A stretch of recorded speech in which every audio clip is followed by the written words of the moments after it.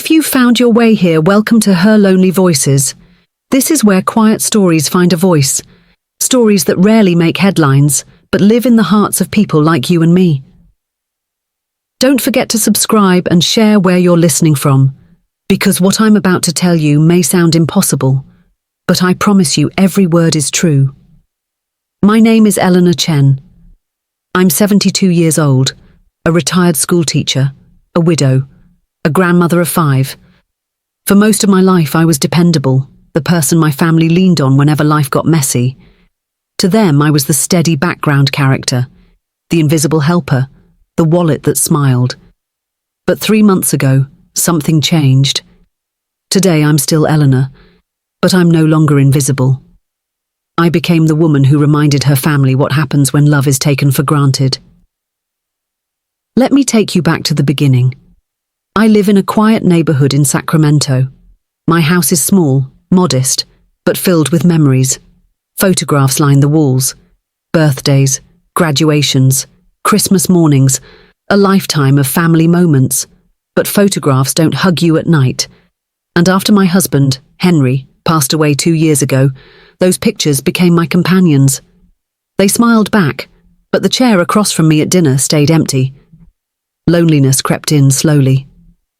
First, it was the quiet evenings, then the weekends, then holidays that came and went with only a phone call. My house, once filled with laughter, turned into a museum of silence. I told myself it was normal. My children had their own lives, they were busy, but busy people still make time for what matters, don't they? So I began keeping track. A notebook at first, then a spreadsheet. 3 columns, date, family member, reason. I divided them into social call, need something, or emergency. At first I thought the results would reassure me. Instead they opened my eyes. Out of 50 calls in 2 months, 45 were requests, 5 were social, but even those were short, distracted, rushed. Not one lasted more than 10 minutes. That's when the truth sank in. I wasn't a mother anymore. I wasn't a grandmother. I was a resource. I wasn't Eleanor, the woman. I was Mom, the convenience, Grandma, the ATM, the family's safety net they never thought to thank. I thought about my children. Michael, my oldest, a lawyer in San Francisco. Successful, sharp, always moving too fast to look back. Then Jennifer, my middle child, a marketing executive in Los Angeles, polished and ambitious, always networking, always climbing. And David, my youngest, a consultant here in Sacramento, full of ideas, always chasing opportunities, but rarely slowing down long enough to notice the people who supported him. To the world, they were thriving. To me, they were absent. When they looked at me, they didn't see Mom. They saw free babysitting, tuition money, bailouts, convenience, not connection. The breaking point came one Saturday evening.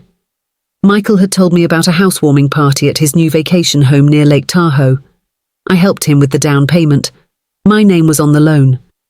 So I bought a nice bottle of wine, dressed in my best, and drove up the mountain road. The house was stunning. Cars lined the driveway. Music and laughter spilled from the backyard. I walked up, rang the bell, and waited. When Michael opened the door, his face said it all. Surprise, discomfort, and then dismissal. Mum, what are you doing here? You invited me, Michael. Last week, you said, come to the housewarming. He glanced behind him, where his wife's family filled the house. It's more of a small gathering. Sarah's parents are here. They don't really understand our family dynamic. Family dynamic, code for, we want your money, not your presence. I stood there, holding a bottle of wine that cost more than some families spend on groceries, listening to my son explain why I didn't belong in the house I helped buy. Behind him, I saw my grandchildren laughing, playing, living, without me. I smiled, though my heart was breaking. You're right, Michael. I don't understand our family dynamic, but I'm about to learn. I turned, walked back to my car, and drove home in silence. That night I sat at my kitchen table, the same table where Henry and I once shared meals, the same table where I'd spent countless hours babysitting grandkids. And I made a decision. The Eleanor they knew was gone. The woman who said yes to everything, who swallowed her loneliness, who paid without asking questions. She was gone. In her place stood someone new, someone who had a plan. That night after the Tahoe humiliation, I didn't cry. I didn't rage. Instead, I poured myself a glass of the good whiskey Henry had saved for special occasions, sat at my kitchen table and opened my laptop. I created a new spreadsheet. This one had different columns: financial support provided, gifts given, services rendered, return on investment. Row after row, year after year, I filled it in. Down payments on houses, tuition for schools, loans that were never repaid, babysitting hours I'd never billed, business advice that had saved them thousands.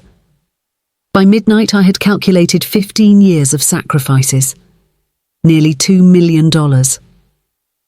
I stared at the final total, and for the first time in years I didn't feel tired. I felt awake. The next morning, I began phase 1 of what I would later call the Golden Years Gambit. I called James, my financial advisor. James, I want to restructure my entire portfolio. It's time for a new plan. Then my attorney, Patricia Wells. Patricia, I need changes to my estate, big ones, the kind that require airtight paperwork. And finally, Harold, my CPA. Harold, I want a full review. Every loan, every gift, every dollar I've poured into my children's lives. We document it all. By noon, I had meetings set. By the end of the week, I had a strategy. Investment follows attention. Love would finally carry conditions. For the first time in years, I wasn't waiting for my family to notice me. I was putting myself first. Then something unexpected happened. My granddaughter Sophie, just 8 years old, asked if I could teach her chess. She showed up on a Saturday afternoon with a container of cookies she'd baked herself. They were burnt at the bottom, but sweet and perfect in their own way. We sat at my kitchen table side by side as I explained how the pawns and knights moved. She listened. She laughed. She asked questions. And for 2 hours, the house wasn't silent anymore. That's when it struck me. Maybe this gambit wasn't just about money or punishment. Maybe it was about education. Not teaching chess, but teaching my family that love is not free. It is earned through presence, respect, and effort. In Sophie's eyes, I saw hope. And in my heart, I knew. The plan was working already. I called a family meeting on a Sunday afternoon just before Thanksgiving. Everyone was required: children, spouses, grandchildren old enough to understand. They arrived with puzzled looks, maybe expecting a gift announcement or some big holiday plan. What they received was something far different. I handed each of them a folder. Inside was a summary of every dollar, every hour, every sacrifice I'd made for them in the last 15 years. Nearly $2 million, hundreds of unpaid babysitting hours, business consulting, tuition payments, vacations funded, lives carried on my back. The room fell silent. Jennifer's lips trembled. Michael shifted uncomfortably. David rubbed his forehead, and then came the excuses. "Mum, we didn't know it was that much." "Mother, you never said no." "Mum, you're making it sound worse than it was." I lifted my hand to stop them. "You didn't know because you never asked. You never wondered if I could afford it. You never thought to ask how I was feeling. You simply assumed. That ends today." Their eyes widened as I explained my new will. 40% to the grandchildren, but only if they could prove they knew me as a person, not a bank. 30% to charities protecting elderly people from financial abuse.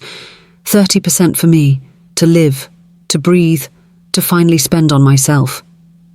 Jennifer began to cry. "Mum, you can't do this to us."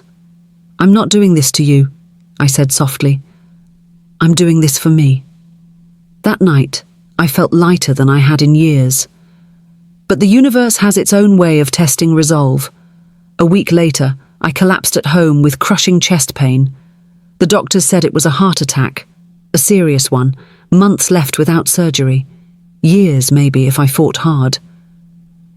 When I woke up in the hospital bed, Michael was sitting by my side. For the first time in years, his lawyer's mask had cracked. He was pale, shaken, and utterly human.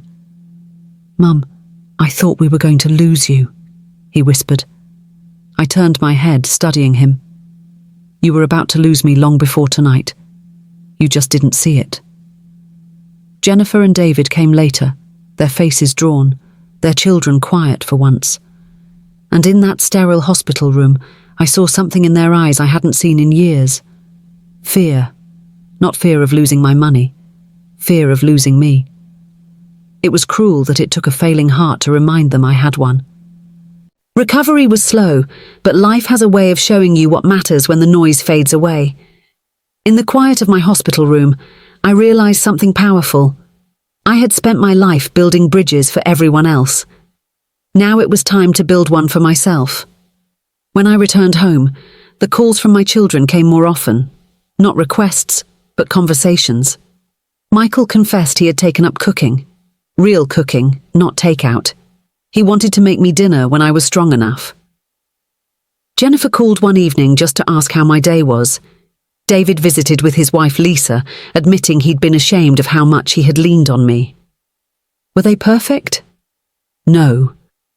Did I suddenly feel completely healed? Of course not. But for the first time in years, I felt something I thought I had lost forever. Hope. The brightest light came from Sophie. Every Saturday she showed up with her chessboard and a batch of cookies, sometimes burnt, sometimes perfect, always filled with love. Together we laughed, learned, and piece by piece rebuilt what family was supposed to mean.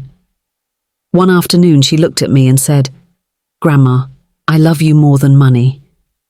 The words were so simple, but they cut through years of silence like sunlight through a storm. Out of the mouths of babes, as they say. And in that moment, I knew my gambit had worked.